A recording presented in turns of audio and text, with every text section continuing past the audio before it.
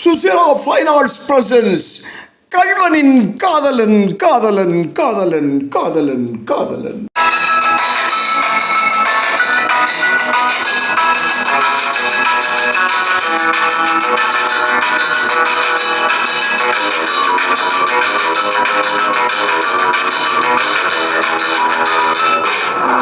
மலரென்ற முகம் என்று சீரிக்கட்டும், மனமென்ற கருவண்டு பறக்கட்டும்.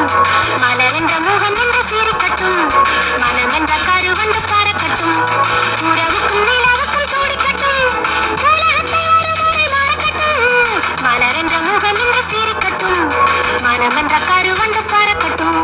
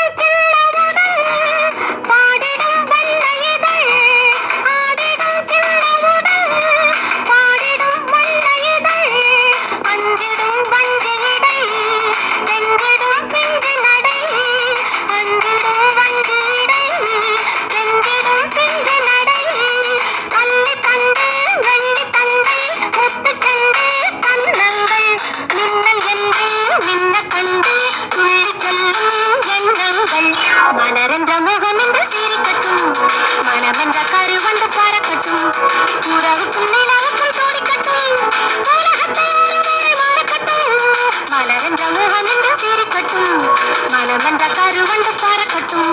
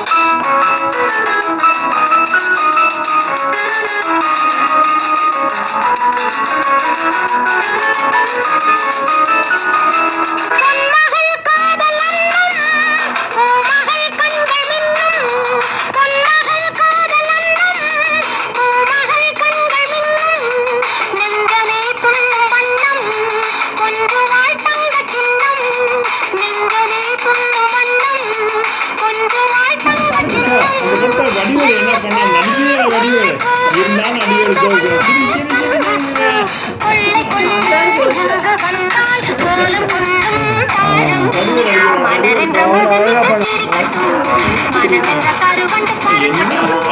உறவுக்கும் நிலவுக்கும் தோடிக்கட்டும், உலகத்தை ஒரு முறை மறக்கட்டும்.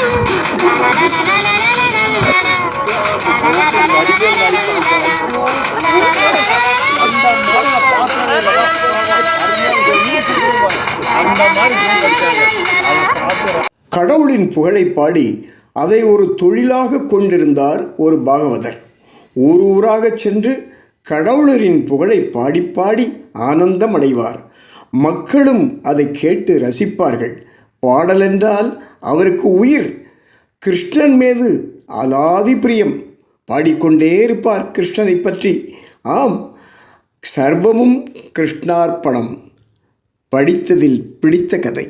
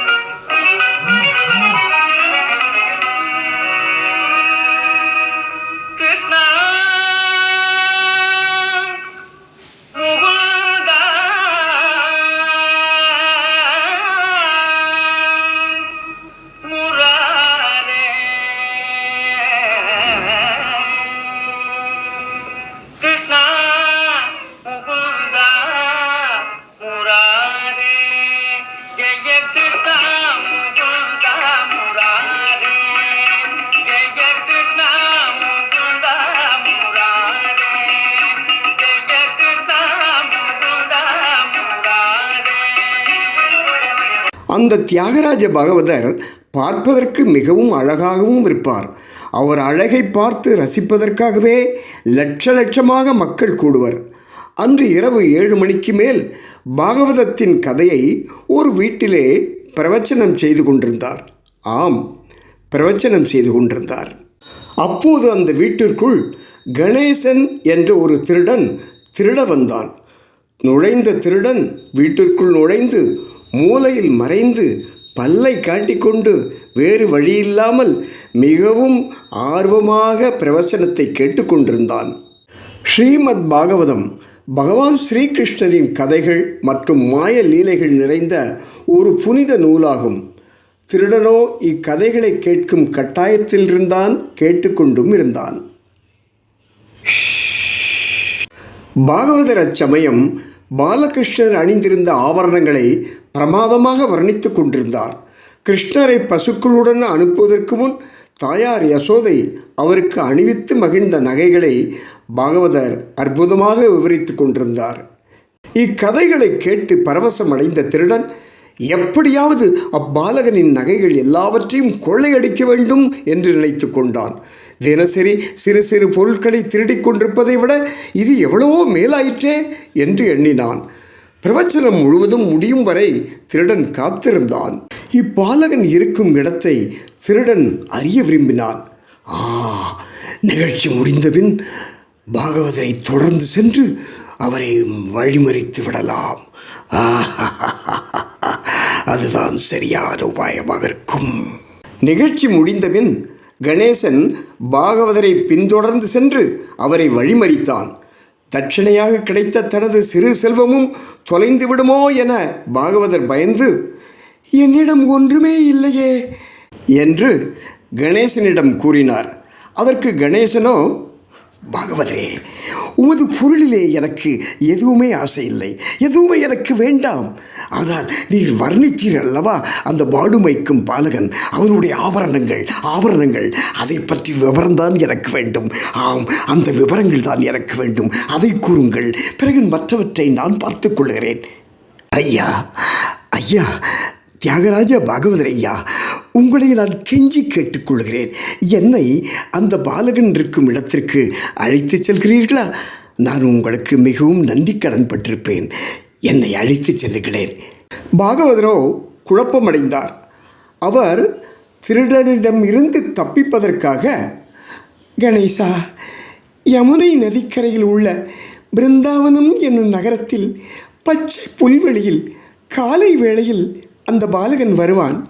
அவன் மேகங்களின் நிறத்தைப் போல் நீலவர்ணமாகவும் கையில் புல்லாங்குழல் உடனும் பட்டாடைகள் உடனும் இருப்பான்.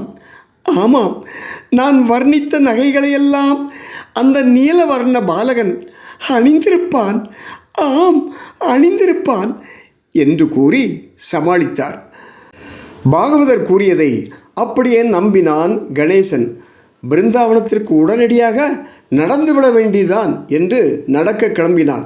அந்த அழகான இடத்தை மெதுவாக அவன் கண்டுபிடித்து, ஆஹா, மரங்களெல்லாம் இருக்கிறதே.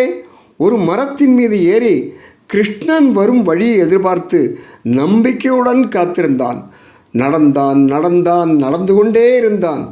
அடடே, சூரியோதயம் ஆவது போல் இருக்கிறதே. ஆமாம், சூரியோதயம் ஆகிவிட்டது. கண்ணன் வர வேண்டுமே, இப்பொழுது வருவானா? அவனுடைய இசை வர வேண்டுமே, வருமா? அடடே, மெல்லிய அழகான ஆடிக்காற்று வீசுவது போல் இருக்கிறதே. என்ன குரல் அது? புல்லாங்குழலின் மெல்லிய ஓசை, இனிமையான ஓசை காற்றிலே மிதந்து வருவது போல் இருக்கிறதே. அது பாகவதர் கூறிய கண்ணன் வருவது போல் இருக்கிறதே. அவருடைய ஓசைதான். திருடனின் மனம் அப்படியே லயித்தது. புல்லாங்குழலின் ஓசையும் அதிகரித்து கொண்டே வருவது போல் இருந்தது. ஆம் ஆம், என்ன இது? புல்லாங்குழலின் ஓசை நின்றுவிட்டது. கண்ணா, வாசியப்பா, புல்லாங்குழலை வாசி. நான் கேட்டுக்கொண்டிருந்தேனே, உனக்கு காதில் விழவில்லை? உன்னுடைய இசையில் நான் மயங்கியே விட்டேனே. வாசி அப்பா, வாசி. அந்த இனிய நாளத்தை வாசி. இந்த கள்வன் கேட்கட்டும். என்னை நீ விரும்புகிறாயா இல்லையா?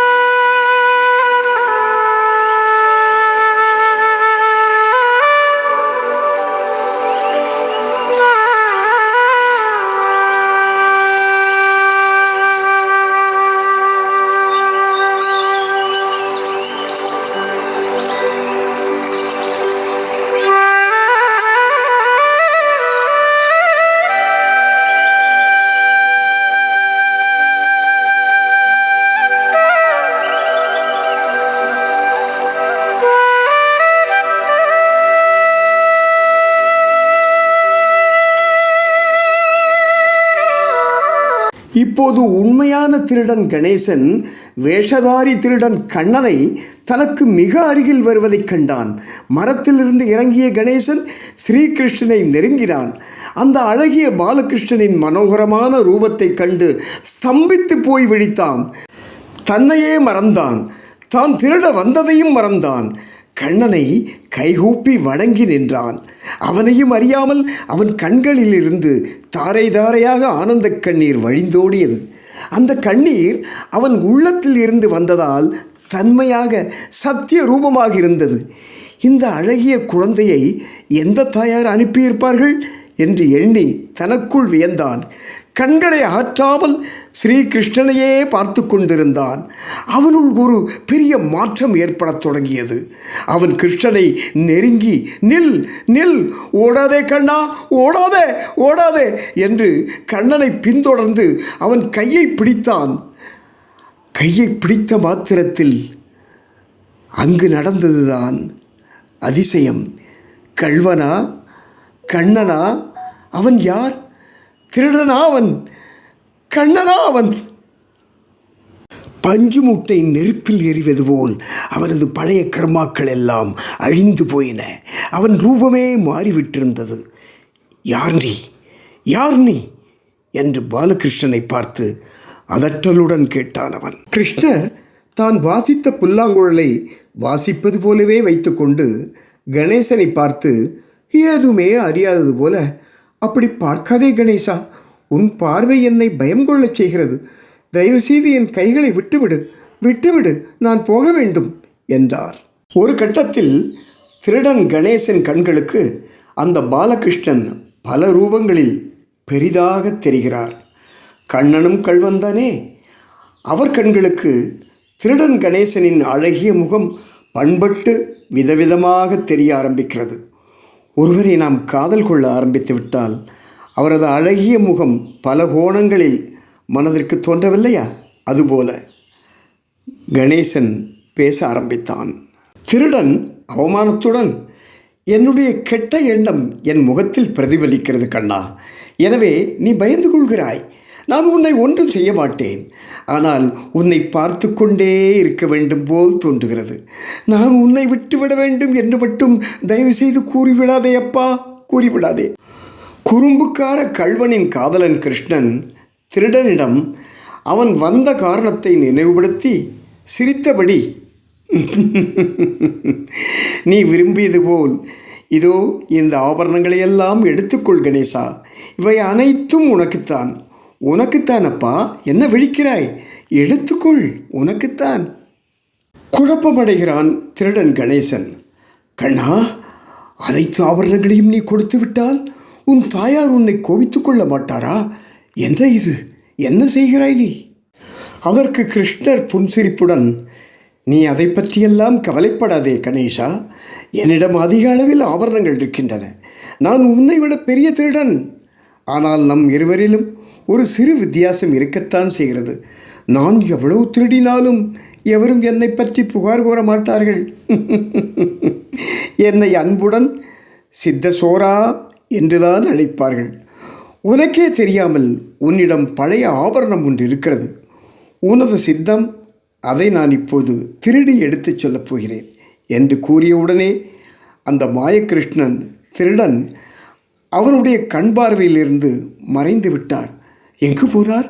கணேசன் விழித்தான். திருடன் வியக்கும் வகையில் ஆபரணங்கள் நிறைந்த ஒரு பை அவனுடைய தோளில் தொங்கிக் கொண்டிருந்தது. அதை பாகவதரின் வீட்டுக்கு எடுத்து வந்து அவன் நடந்த அனைத்தையும் அவருக்கு விவரித்தான். பாகவதர் இப்போது மிகவும் பயந்து போய் திருடனை வீட்டிற்குள் அழைத்துச் சென்று பையை திறந்து பார்த்தார். அவர் திகைக்கும் வகையில் பாகவதத்தில் அவர் விவரித்தபடி கிருஷ்ணர் அணிந்திருந்த அத்தனை ஆபரணங்களும் அப்பையில் இருந்தன. ஆனந்த கண்ணீர் வடித்தபடி பாகவதர் திருடனிடம் கிருஷ்ணரை அவன் கண்ட இடத்திற்கு தன்னை அழைத்துச் செல்லுமாறு கூறினார். திருடனும் ஒப்புக்கொண்டு தான் முந்தைய தினம் கிருஷ்ணரை கண்ட இடத்திற்கு அவரை அழைத்துச் சென்றான். திடீரென திருடன் ஆச்சரியத்துடன், அதோ அங்கே அவன் வருகிறான், அந்த கண்ணன் வருகிறான் என்று கூறினான். ஆனால் பாகவதர் கண்களுக்கு எதுவுமே தெரியவில்லை. ஏமாற்றம் அடைந்த பாகவதர், மாயக்கண்ணா, ஒரு திருடனுக்கு நீங்கள் தரிசனம் அளித்தீர்கள், ஆனால் எனக்கு ஏன் காட்சி தரவில்லை என்று கண்ணீருடன் கேட்டார். பகவான் ஸ்ரீகிருஷ்ணர் மிகுந்த பரிவுடன் இவ்வாறு பதில் உரைத்தார். நீங்கள் ஸ்ரீமத் பாகவதத்தை மற்ற கதைகளைப் போல படிக்கிறீர்கள். ஆனால் திருடனோ நீங்கள் என்னை பற்றி கூறியதை நம்பி என்னை தேடி உண்மையாக வந்தான். என்னிடம் லயித்து போனான். ஆபரணங்களை மறந்தான், திருடுவதை மறந்தான். பாகவதத்தில் நான் கூறிய நல்ல கருத்துக்கள் அவன் மனத்தில் பதிய ஆரம்பித்து விட்டது. இனி அவன் திருடவே மாட்டான். என்னிடம் பரிபூர்ண நம்பிக்கை வைத்து சரணாகதி அடைபவர்களுக்கே நான் தரிசனம் அளிக்கிறேன். ஏன், விஸ்வரூப தரிசனமே அளிக்கிறேன். என்ன, புரிந்ததா?